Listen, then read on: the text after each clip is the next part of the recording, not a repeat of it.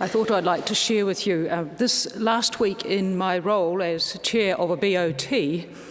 I joined representatives from other schools in the NCOL to interview candidates to fill 3 AS roles, and I worked with the principal to confirm the essays for the charter before the MOE come to carry out an ERO. You understand that, don't you? Well, if you speak education speak, of course you would understand it. Given our context here in this place, perhaps this is easier.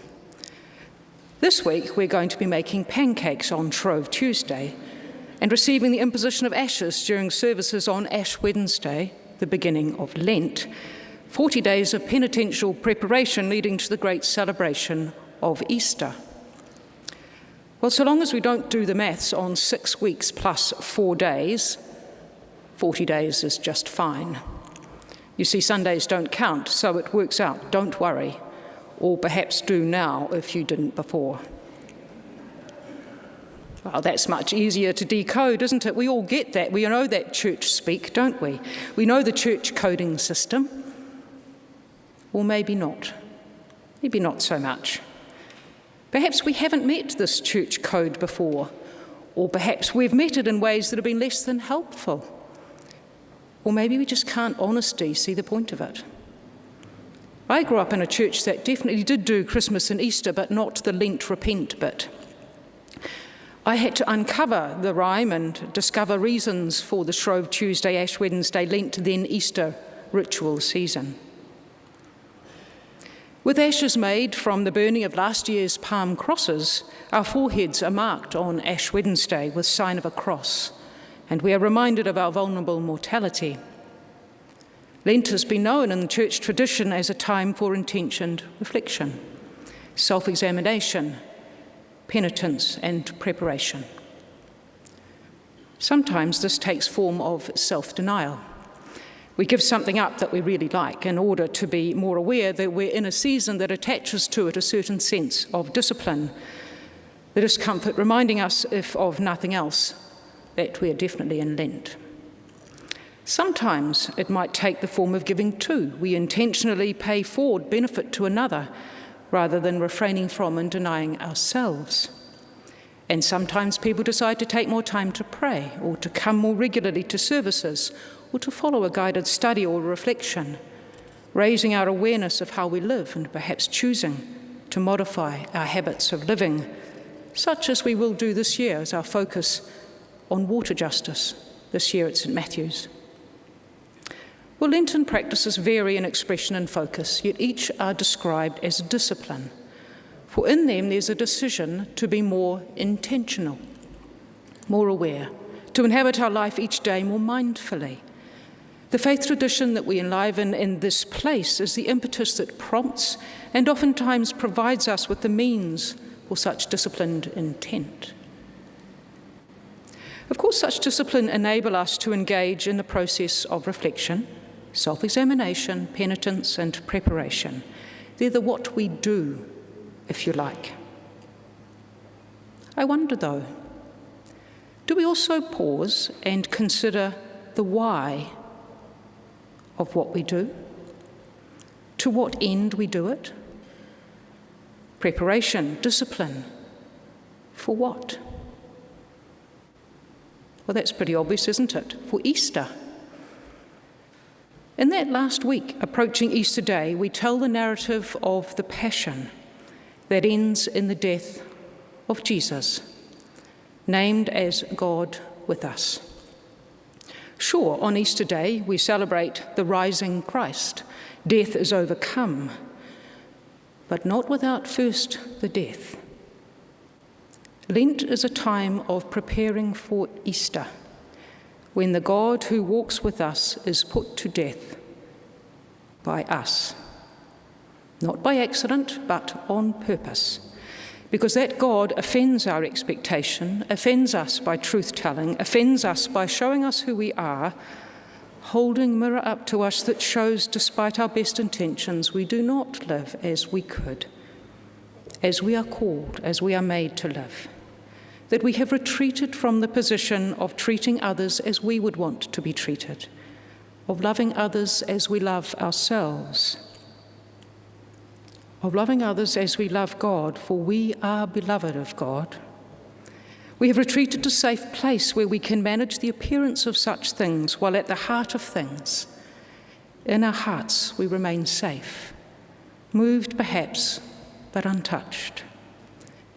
Because it is a very dangerous thing to live with our hearts exposed. And we would rather put to death the God who reminds us that we can indeed live this way and expects this of us. We put to death, actively lay our hands on and kill the God we know, who knows and loves us as we are. We dwell in darkness of the absence of life. So tell me, how do we prepare for that?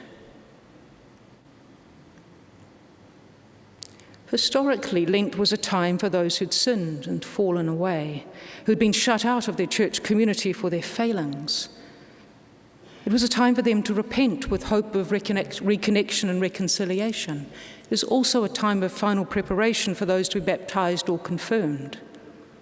Time of preparation for death to the old life, for putting on the new life of God. This is cause for celebration, of course, we insist. And yet it also means that we are willing to forfeit our identity, who we are, who we have known ourselves to be. Are we willing to do that? And assuming we are willing, how able are we to change? I've heard, and I'm sure you have also, of the definition of insanity, doing the same things over and over again while expecting different outcomes. How possible is it for us to change ourselves? For surely the way we are keeps us as we are. Let me ask you, depending on your age, have you changed, do you think, from when you were 20? Or 30? Or 40? I won't go any higher than that. Did that change happen by dint of will or through circumstance, from experience, from letting things go that no longer served you, from encountering the new and the unknown that somehow, and perhaps against your will, has become the now with which you live? Each Sunday in Lent, we are going to hear much wisdom, and we are going to gain much information about water as resource, of its scarcity, of how much we use, of rising sea levels that threaten the lives of our brothers and sisters in the Pacific. We will be invited to self-reflect, made more aware of the impact of our living, invited to choose to change how we live. And because we are people who desire to work for the benefit of creation with good intention, we may well begin to do differently. However, I have a suspicion that before too long we might just relapse. Because there's not enough compulsion. We don't experience the imminent danger to life, so we're not compelled to be and to do differently. We may have best intention, our conscience is truly pricked, our hearts go out, but the usual, the bubble of our normal, remains intact. So it is life as usual that we will all likelihood resume. Do we really want to be changed? Do we really believe the world is in imminent danger of being destroyed? I've got to say it. Is it just fake news? Not the information we're given, but that it would add up to the end of things. You see, it won't make any difference what we hear about the endangerment of the life of this planet if we are not really convinced in our heart of hearts that there's really any truth to it, that it will actually happen.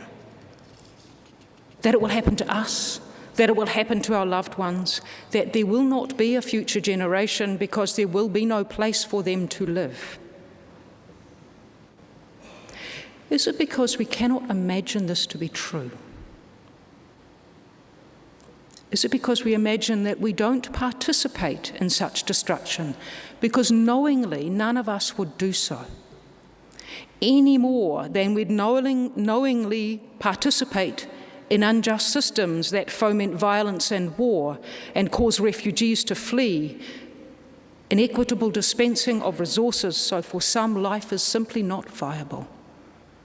I think it is true. None of us knowingly participate or choose to participate in such systems,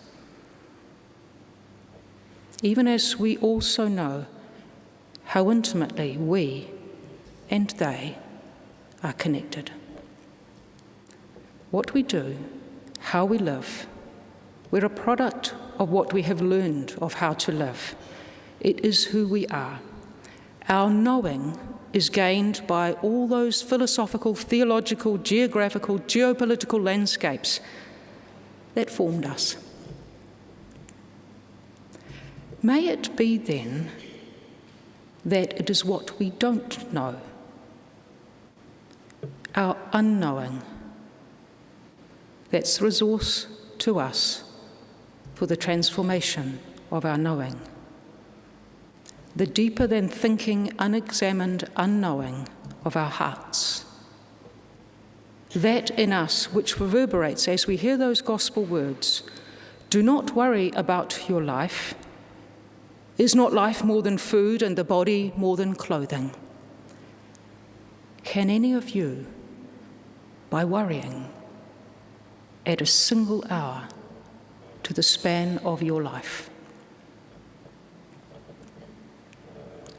Somehow they resonate in us and they echo to us. There is a deep truth in them. Yet for us to make them real, for those things to come to life in us, we have to let go of what we think we know. We have to let go of our control. Intentionally and actively choose to be still before them. Be open to their transforming of us. Be willing to be changed so we actually will enact that transforming way of being and doing in the life in the world. Now that may sound passive, but if we don't take this time to dwell in the presence of divine unknowing, to willingly enact our transforming ways of being and doing, we will perpetuate what we know. Systems of injustice that are destroying life and this planet that sustains life. Lent is a time of preparation. Are we willing to forfeit what we know, to dwell some time in place and presence of a knowing, that we might be changed, that we might be transformed?